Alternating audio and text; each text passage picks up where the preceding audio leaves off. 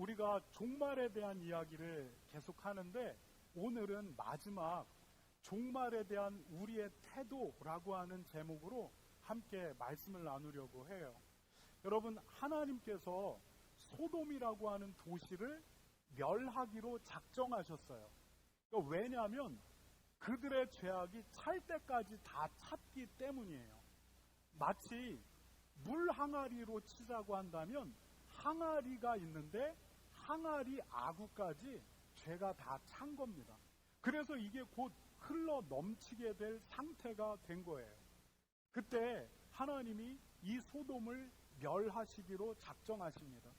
여러분, 소돔 성의 죄악이 어느 정도였는지 오늘 우리가 읽은 본문이 이야기해주고 있어요. 소돔 성에 누가 살고 있었냐면 아브라함의 조카 롯이 살고 있었어요. 하나님은 소돔 성을 멸망시키기로 했지만 하나님은 아브라함의 조카 롯을 구원해 내려고 하나님이 2명의 종을 소돔 성에 보내게 돼요. 그리고 그 2명의 종이 소돔 성에 들어왔을 때 롯이 그들을 환대해 주게 됩니다. 그래서 그 2명이 롯의 집에서 머물게 됩니다. 그랬는데 소돔 성 안에 소문이 퍼졌습니다. 야, 이 성 사람이 아닌 다른 곳에 있는 남자들이 이 성에 들어왔다라고 하더라. 이 소문이 소돔 성에 쭉 퍼지니까 저녁이 되었을 때 소돔에 살고 있던 남자들이 롯의 집 앞으로 다 모여왔습니다. 그리고 문을 두드립니다. 헬로우. 롯이 나왔습니다. 네, 무슨 일입니까? 이 집에 소돔이 아닌 다른 곳에서 온 남자들이 있다는 소문을 듣고 왔다. 문을 열어보니까 소돔 성 안에 남자들이 다 몰려왔어요. 그리고 롯에게 하는 말이 무엇이냐면 이 남자들을 우리에게 끌어내라. 우리가 그들을 상관하겠다. 이렇게 얘기를 합니다. 여러분, 무엇을 상관하겠다라는 얘기입니까? 남자들이 그 남자들을 끌어내서 뭐를 하겠다라고 하는데 상관하겠다라고 말하는 것입니까?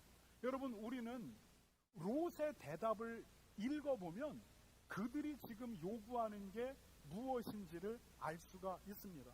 우리가 본문 6절에서 8절까지 롯의 대답을 함께 읽어보도록 하겠습니다. 제가 먼저 읽겠습니다. 제가 6절과 7절을 읽고 여러분은 8절을 읽도록 하겠습니다. 롯이 문 밖에 무리에게로 나가서 뒤로 문을 닫고 이르되 청하노니 내 형제들아 이런 악을 행하지 말라. 여러분입니다. 시작.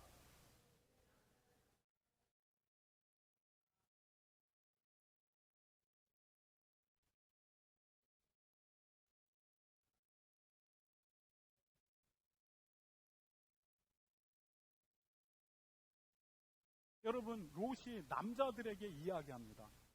롯아, 니네 집안에 있는 남자들 끌어내. 우리가 그들을 상관할 거야. 이렇게 얘기하니까 롯이 뭐라고 얘기하냐면 이런 일은 있을 수가 없다. 이 사람들은 우리 집에 온 손님이니까 이 사람들 건드리지 말아라. 대신 나에게 딸 둘이 있는데 이 딸을 내어줄 테니까 너희가 원하는 대로 해라. 이렇게 얘기하는 겁니다. 여러분, 지금 소돔 롯의 집 앞으로 몰려온 이 남자들이 롯에게 온 손님들의 남자들을 상관하겠다라는 말의 의미가 무엇입니까? 뭐냐면 동성관계를 맺겠다라는 것입니다. 여러분, 소돔성은 타락한 곳이었습니다. 그런데 그 성 사람들이 어느 정도로 타락해 갔냐면 소돔성에 들어온 새로운 남자들, 새롭다라고 하는 것은 항상 우리를 자극해요. 그들을 통해서 쾌락을 추구하려고, 동성애를 통해서 쾌락을 추구하려고 하는 정도로 소돔성이 타락해 있는 것입니다. 여러분, 쾌락이라고 하는 것은 특징을 가지고 있어요. 뭐냐면 쾌락은 죄를 통해서 누리는 즐거움이 쾌락이에요. 그렇는데 이게 뭐냐면 처음에는 신선해요. 그런데 이것을 반복하다 보면 이게 재미가 없어져요. boring해져요. 그러면 조금 새로운 자극을 위해서 새로운 방식들을 찾아 나가게 돼요. 그것의 대표적인 타락이 뭐냐면 동성연애입니다. 여러분, 오늘 소돔성 남자들이 소돔 안에 있는 남자들 우리가 다 알아. 그랬는데 이 남자들이 새롭게 왔다고? 그러면 이 사람들 우리가 상관하겠다라고 하고 롯의 집 앞으로 온 겁니다. 여러분, 오늘 이 본문은 소돔성이 어느 정도로 도덕적으로 타락했고 죄에 대해서 민감해하지 않는지를 보여주고 있어요. 결국 하나님이 이 소돔성을 멸망시킵니다. 여러분, 하나님은 죄를 심판하시는 하나님이라는 것을 우리가 기억해야 돼요. 우리가 착각하는 게 있습니다. 그게 뭐냐면 죄를 짓는데도 벼락이 안 떨어집니다. 분명하게 내가 계속 양심에 찔리고 있는데도 내 차가 멀쩡하게 갑니다. 그때 우리가 무슨 생각을 하게 되냐면 이거 내가 괜히 쫄면서 살았네? 이거 뭔가 양심의 가책이 느껴서 이거 좀 돌이켜야 된다는 생각이 있었는데 벼락도 안 떨어져? 내 차가 멀쩡해? 암도 안 걸려? 이거 괜찮네? 하나님은 없나 보다.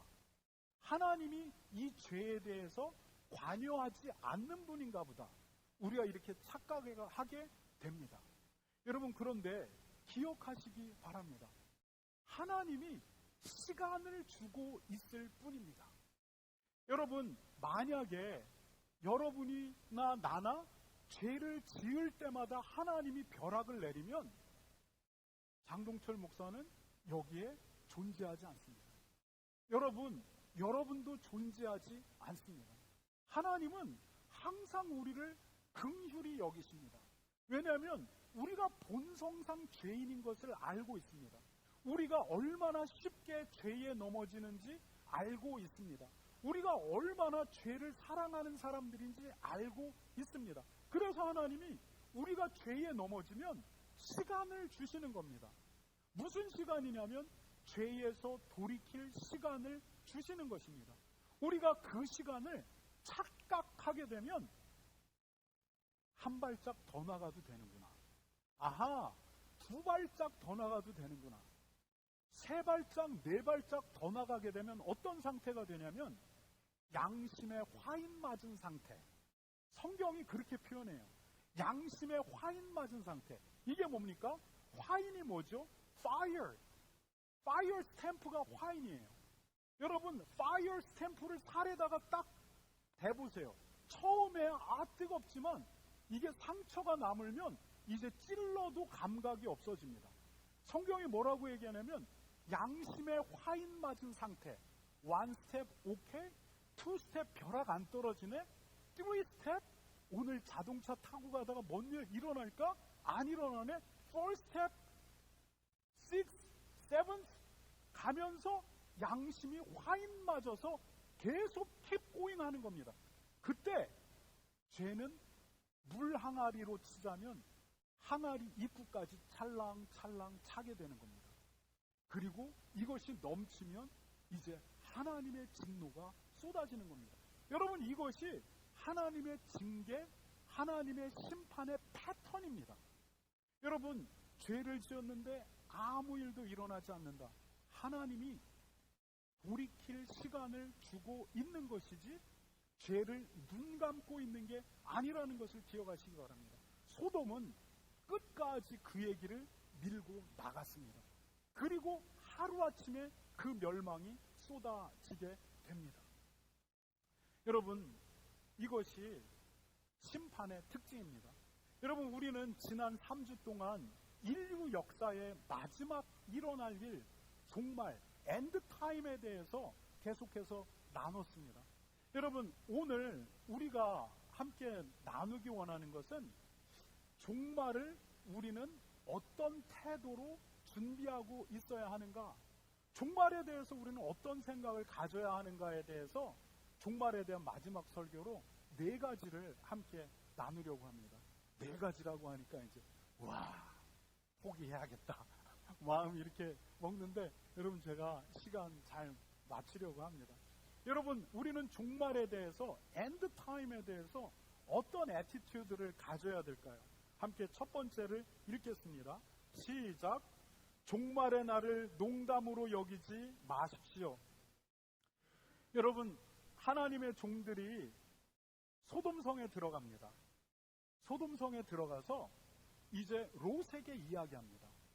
롯아, 이 소돔성은 이제 곧 멸망할 거야. 하루아침에 여기는 완전히 멸망하게 될 거야. 그러니까 롯, 너가 알고 있는 모든 사람들을 불러와.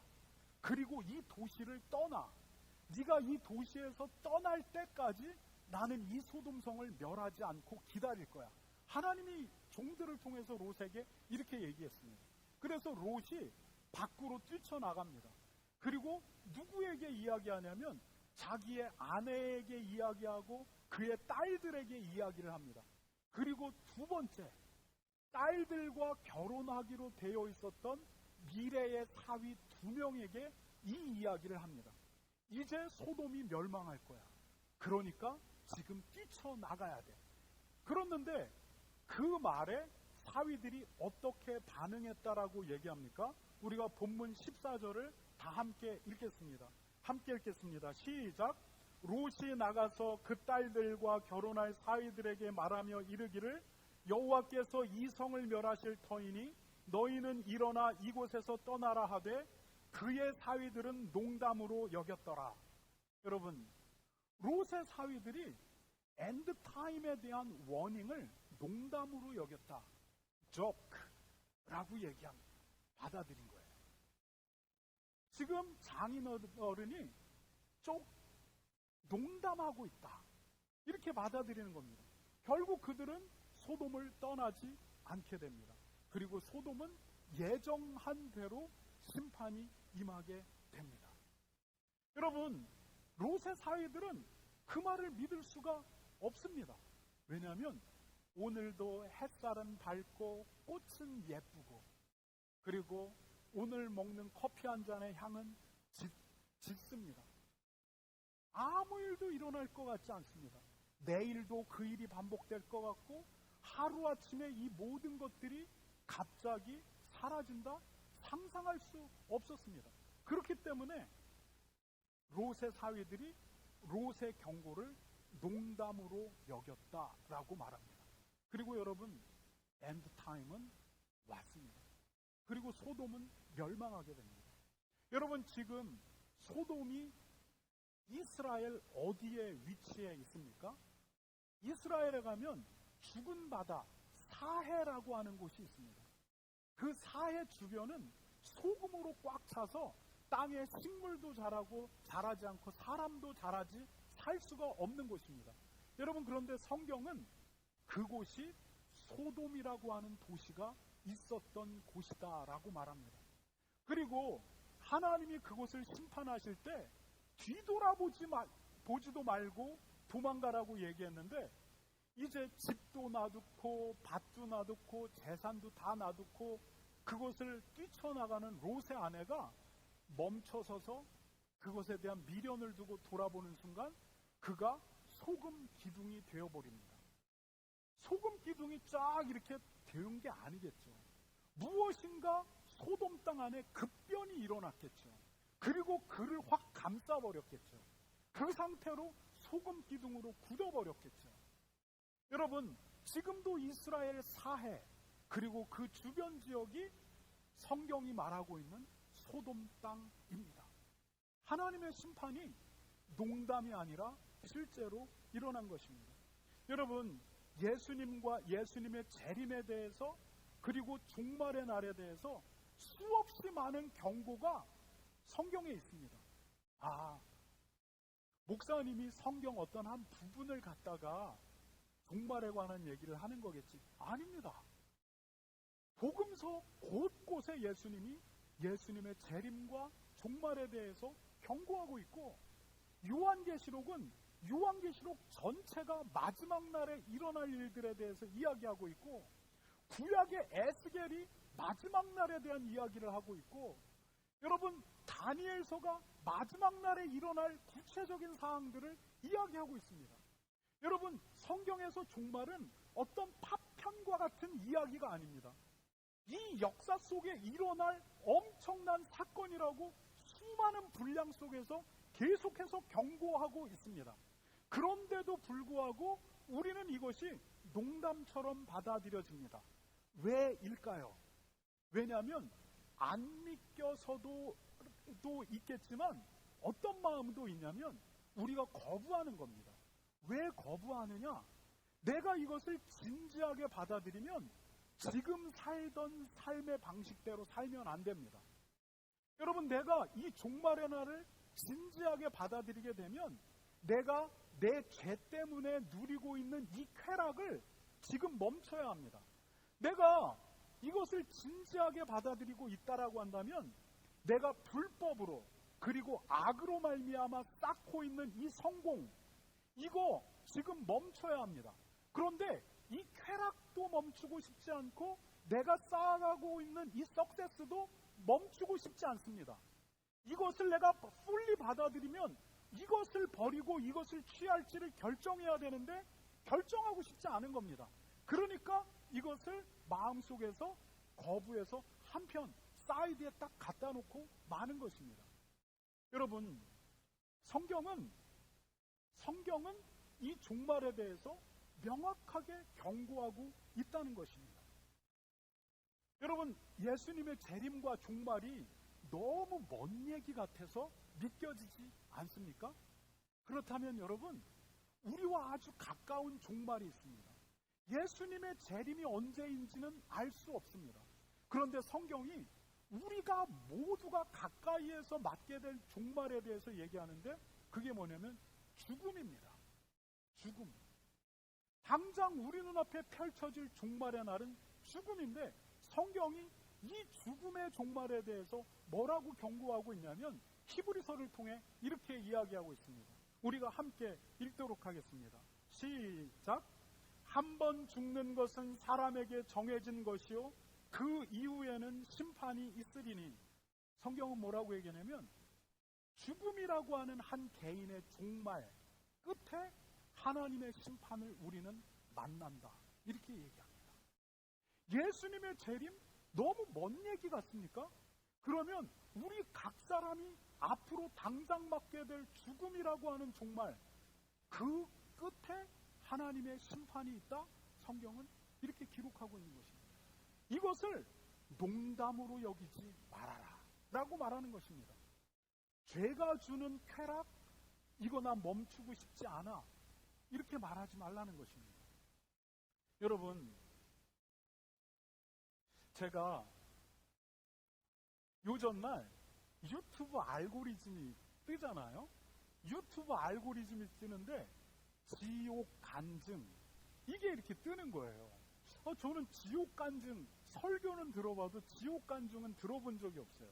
근데 알고리즘에 지옥 간증, 그래서 광신자들이 또 올리나 보다. 그리고 스킵. 다음 날도 지옥 간증. 스킵. 계속 몇 주째 이게 뜨는 거예요. 그래가지고 내가 이 지옥 간증을 이렇게 한번 봤어요. 굉장히 성경적인 간증을 하는 거예요. 근데 지옥 간증이 계속 뜨는데 이제 드라마를 성원이랑 성원이 엄마랑 드라마를 보는데 드라마 안에서도 뜬금없이 천국과 지옥에 관한 얘기를 합니다. 여기까지는 좋아요. 그런데 제가 어느 목사님을 만나러 목사님과 만남을 갖기 위해서 갔는데 목사님을 보자마자 목사님이 하시는 얘기가 뭐냐면 당신이 환상으로 본 지옥 간증, 지옥 드라마, 그리고 당신이 환상으로 본 지옥, 계속해서 지옥에 대한 이야기를 하는 거예요. 여러분, 요즘의 분위기는 뭐냐면 하나님이, 사랑이 많으신 하나님이 지옥을 만들었으려고. 그런데 성경은 지옥이 있다라고 말합니다. 거기는 불이 꺼지지 않는다라고 얘기합니다. 거기는 구더기도 타지 않는다라고 얘기합니다. 우리가 하나님의 심판대 앞에서 하나님 앞에 형벌을 받는 심판으로 나가게 되면 그 지옥으로 들어간다라고 성경은 이야기하고 있고, 예수님도 그 지옥에 관해서 이야기하고 있습니다. 여러분, 하나님의 심판을 농담으로 여기지 마시기 바랍니다. 그리고 여러분, 지금 우리의 삶에서 돌아서야 될 것들을 돌아서고 예수님의 십자가를 의지해서 회개해야 될 것들을 회개하시기 바랍니다. 이것이 종말을 태하는 우리들의 첫 번째 자세입니다. 여러분, 그러면 두 번째, 종말을 위한 두 번째 태도는 무엇이냐? 함께 읽도록 하겠습니다. 시작. 종말 장사꾼들을 조심하십시오. 다시 한번 읽겠습니다. 시작. 종말 장사꾼들을 조심하십시오. 여러분, 전 세계 곳곳에서 전쟁의 소식이 들려오고 중동 사막에서는 대형 홍수가 일어났다라고 이야기하고, 전 세계 곳곳에서 지진과 화산 폭발 계속 일어나고 있습니다. 옛날에는 상상하지도 못하던 더러운 일들이 이제 너무나도 평범한 일처럼 우리 속에서 이야기되고 있습니다. 여러분, 제가 중학교 2학년 때 우리 친구가 집으로 불러다가 재미있는 게 있다라고, 고등학교 1학년 때, 2학년 때인가. 그래서 그 친구네 집에 갔는데 친구들이 이미 다 모여 있어요. 그런데 그 친구가 방문을 딱 걸어 잠그는 거예요. 그리고서 비디오 테이프를 딱 넣고서 봤는데, 으아! 너무 낯뜨거운 비디오가 이제 펼쳐지는 겁니다. 여러분, 그거를 보고서 제가 얼마나 많이 양심의 가책이 느껴졌는지 몰라요. 그래가지고 정말 너무너무 씻을 수 없는 무엇인가를 이렇게 저지르고 나온 것 같은 느낌 때문에 교회를 가도 너무 머리를 들 수가 없고 너무너무 힘든 거예요. 여러분, 그런데 지금 어떻습니까? 여러분, 그때는 믿지 않는 사람들도 이것을 심각하게 여겼습니다. 근데 여러분, 이제는 어떻습니까? 그냥 삶의 일부가 돼버렸어요. 그리고 이것을 문제라고 여기는 사람들이 없습니다. 여러분, 이것이 대중방송에서나 그냥 사람들의 대화 속에 그냥 one of 일상이 되어버린 세상. 여러분, 세상 사람들이 이제 이런 광경을 보고 옛날에는 말세다, 말세. 안 믿는 사람도 말세, 종말이라는 겁니다. 이 세상이 끝날 때가 다 됐다. 믿지 않는 사람들이 야, 말세야 말세 이랬는데, 여러분, 이게 지금 너무 그냥 당연한 일상이 되어져 버린 세상을 우리는 살고 있습니다. 여러분, 이것을 종말 현상이라고 말합니다. 죄가 이게 계속해서 채워진 거잖아요. 채워지는데 항아리 아구까지 이제 넘칠 정도로 채워진 겁니다. 이제 넘치기 시작하면 하나님의 진노와 심판이 시작됩니다. 여러분, 이게 종말 현상인데, 그런데 여러분, 이런 종말 현상이 지금 세계 곳곳에서 일어나고 있어요. 그런데 여러분, 이때 이 종말 현상을 틈타고 일어나는 거짓 선지자들이 있는데, 그들이 뭐냐면 종말 장사꾼입니다. 여러분, 이 종말 장사꾼이 누구냐? 지금 일어나고 있는 이 세상에서의 말세 현상을 말하고, 그리고 이것을 성경과 연결시키면서 깨어 있으라고, 종말이 가까우고 있다라고 말하는 겁니다. 여러분, 이게 문제가 됩니까? 문제가 되지 않습니다. 여러분, 말씀 안에서 목사가 깨어 있다라고 한다면 이 종말 현상과 성경이 말하고 있는 이 종말에 대해서 가르쳐야 되고, 그리고 이것에 대해서 경계해야 합니다. 그런데 문제는 뭐냐면 종말이 오고 있다라고 하는 선포가 문제가 아니라 그 선포하는 사람이 가지고 있는 속마음, 이게 문제인 겁니다. 뭐냐면 정말 이야기하면서 두려움과 공포를 딱 만들어 놓습니다. 그리고 사람들이 성경에도 그렇게 얘기하고 있고 이 세상도 그렇게 이야기하고 있으니까 당연하다라고 받아들입니다. 그런데 그 공포와 두려움을 딱 사로잡아서 장사의 미천으로 사용하는 겁니다. 뭐냐면 그 공포와 두려움을 딱 잡아가지고 이제 그걸로 말미암아 돈을 벌려고 하고 사람들을 자기의 권위 앞에 무릎 꿇게 만들려고 하는 것입니다. 여러분, 이게 종말 장사꾼인데 종말의 현상이 심해지면 심해질수록 이 종말 장사꾼들이 드러나게 되어 있습니다.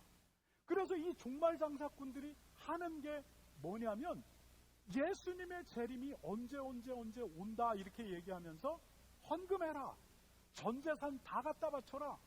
1998년도 2년도 12월 28일 날 예수님이 온다라고 말했던 다미 선교회 이장님, 목사와 같은 사람들이 일어나는 겁니다.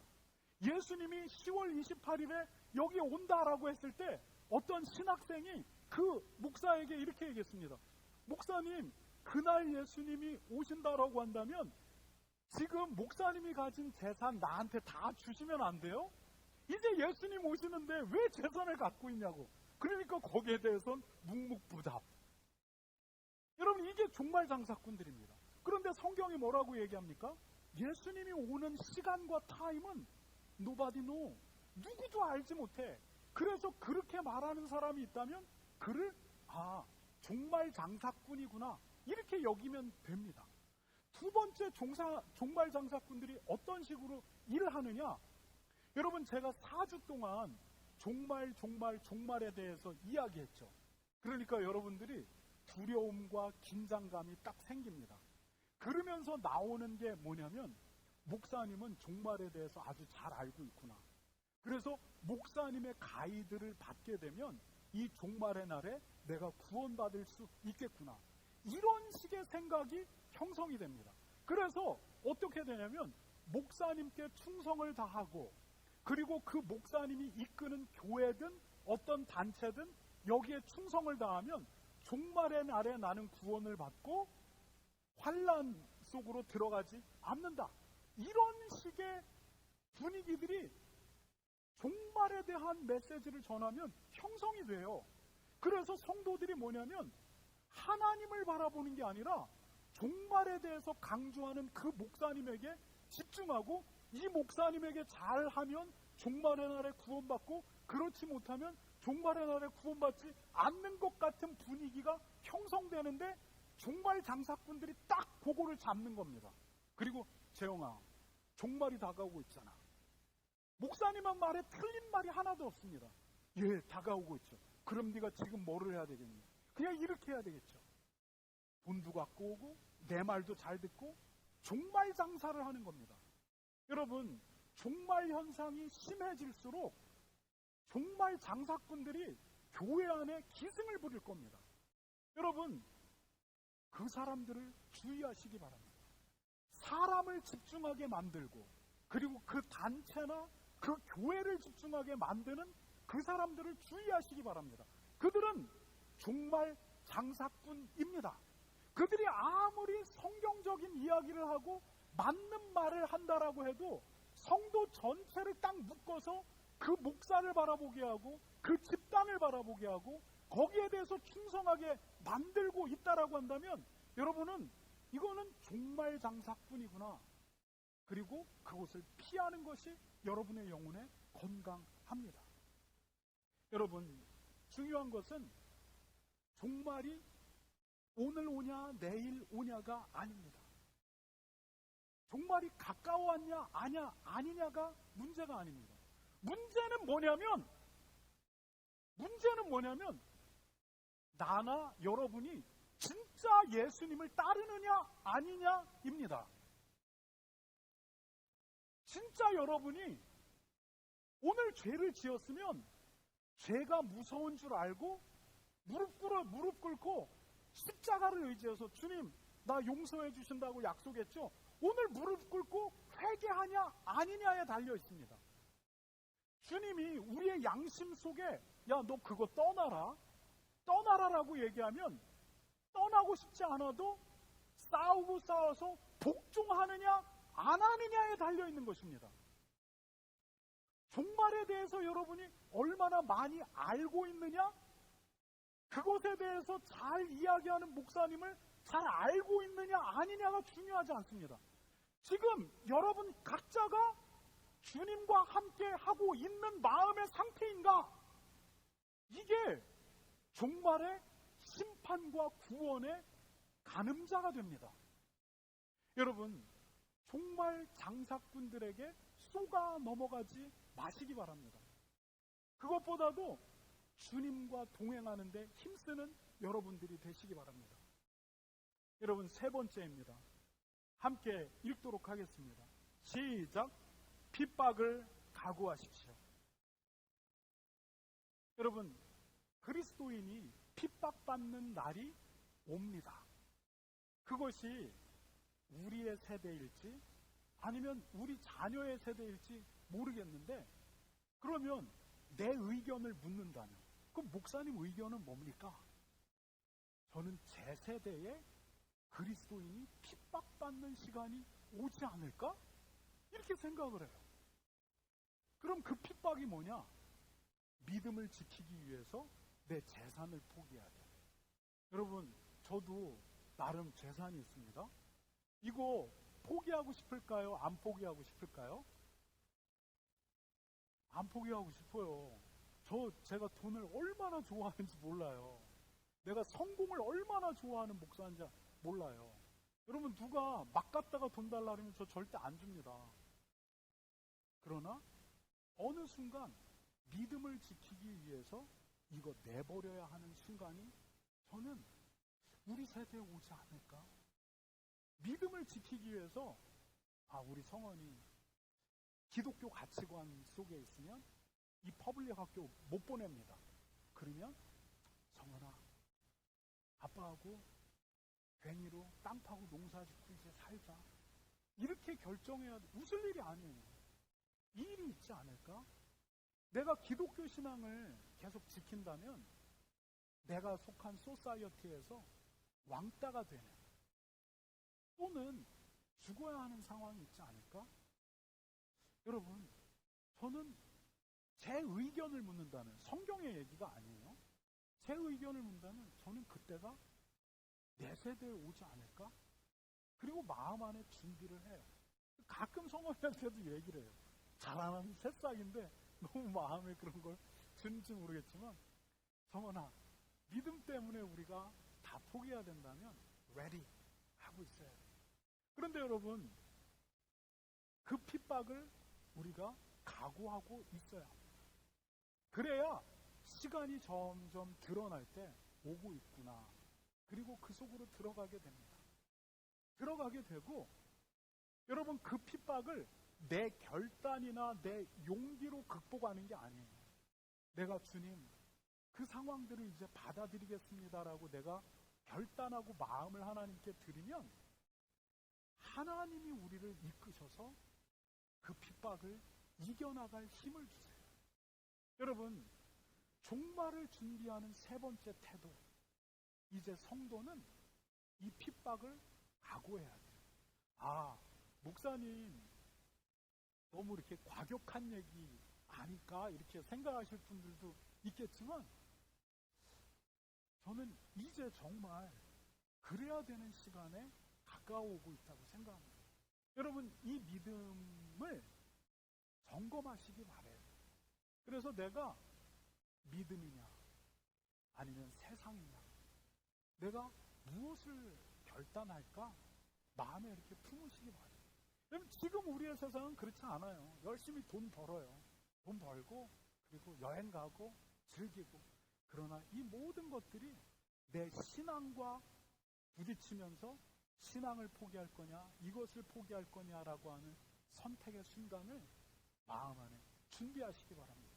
여러분, 마지막입니다. 함께 읽겠습니다. 시작. 날마다 회개의 삶을 사십시오. 여러분, 요한계시록은 성경은 요한계시록으로 끝나고 요한계시록은 22장에서 끝납니다. 그런데 그렇다면 요한계시록 22장은 성경의 결론, 요한계시록의 결론, 다시 얘기하면 성경 전체의 결론일 수 있는 이야기가 될 수도 있어요. 그런데 그 요한계시록에서 이렇게 우리에게 말하고 있습니다. 11절에서부터 13절을 읽는데 제가 먼저 읽겠습니다. 불의를 행하는 자는 그대로 불의를 행하고, 더러운 자는 그대로 더럽고, 의로운 자는 그대로 의를 행하고, 거룩한 자는 그대로 거룩하게 행하라. 여러분입니다. 시작.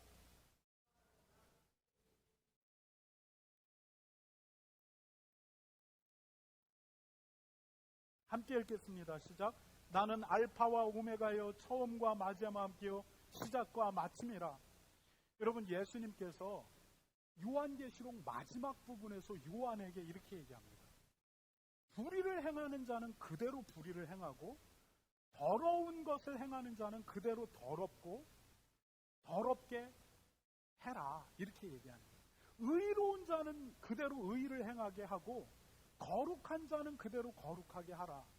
여러분, 이 구절이 조금 이상해요. 우리가 생각하기에 이 구절은 이렇게 고쳐야 될 것 같아요.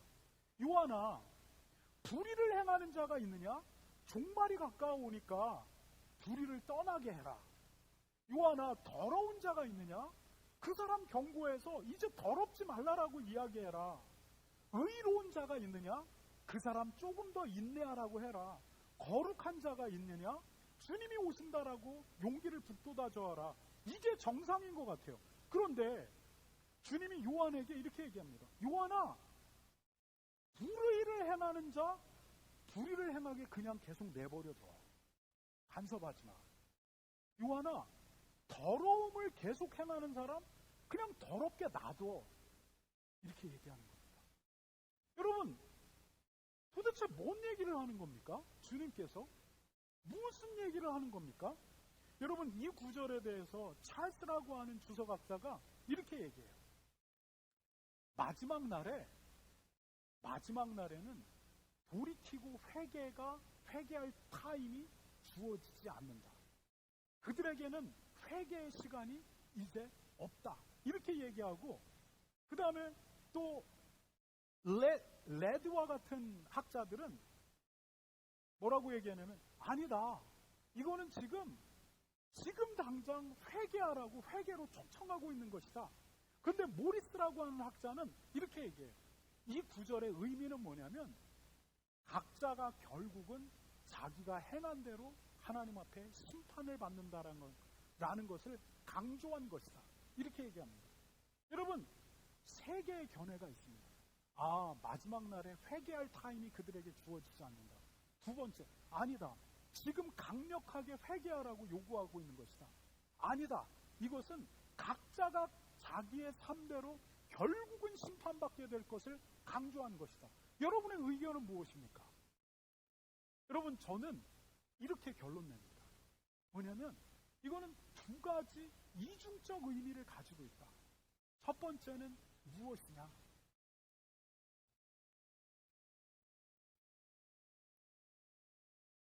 첫 번째는 종말의 날에 각자가 그 행위대로 심판을 받게 된다는 것입니다.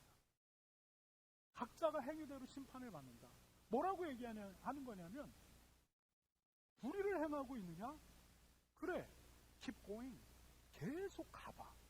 아무것도 없다라고 지금 생각하고 돌이키지 않는데 계속 가라. 더러움을 행하고 있느냐? 그래, 그러면 계속 가봐라. 그 끝에 무엇이 있는지 결국 확인해봐라. 그때는 돌이킬 수가 없다. 그래, 불의가 그렇게 좋아? 그래서 돌이키지 않아? 계속 가, 계속. 더러움, 그게 계속 좋아? 그 끝이 무엇인지, 그래, 계속 가봐. 뭐냐면, 결국 심판이 있다라고 강조하는 구절입니다. 두 번째, 그러면 이것으로 끝나는 게 아니죠. 뭐냐면, 그러니까 right now. 시간이 있는 지금이 기회라는 겁니다. 지금이 찬스라는 겁니다. 돌이키라는 겁니다. 회개하라는 것입니다. 돌이킨다라는 것이 무엇입니까? 예수님이 십자가에서 왜 죽었죠? 우리의 죄값을 치르기 위해서 죽으셨어요. 그래서 예수님이 약속하기를 너가 죄에 떨어졌으면 날마다 예수님 십자가 붙들고 회개하라는 것입니다. 여러분, 회개하는 사람은 어떤 사람이냐면 하나님을 두려워하는 사람이 회개하게 됩니다. 회개하는 사람은 어떤 사람이냐면 내가 양심의 화인 맞아서 고의적으로 계속 악한 길을 밀고 나가겠다. 이게 아니라 내가 연약해서 죄에 또 넘어졌습니다. 주님 나를 도와주세요. 주님의 긍휼을 구하는 사람이 회개합니다. 이 사람은 하나님이 살리신다 약속합니다. 그런데 여러분, 어떤 사람입니까? 양심의 화인 맞은 사람입니다. purposely, intentionally, 고의적으로 양심에 하나님이 계속 경고하고 있음에도 불구하고 아무 일도 일어나지 않아.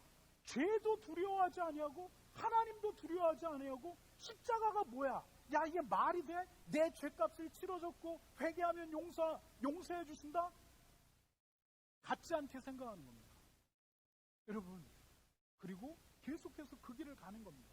주님이 말씀하고 있습니다. 뭐라고 얘기하냐면 회개하라는 겁니다. 지금이 시간이라는 것입니다. 여러분, 종말을 준비하는 우리의 태도는 회개하는 삶입니다. 죄에 넘어졌다면 주님 용서해달라고 회개하고, 그리고 하나님이 자꾸 콕콕 찌르고 있는 죄가 있다면 결국 복종하는 것입니다. 종말이 있습니다. 농담으로 여기지 마시기 바랍니다. 여러분, 종말이 가까울수록 나타나는 종말 장사꾼들을 조심하시기 바랍니다. 그리스도인입니까? 핍박을 마음에 각오하시기 바랍니다. 그리고 회개하는 삶을 멈추지 마시기 바랍니다. 이것이 종말을 준비하는 그리스도인의 태도입니다.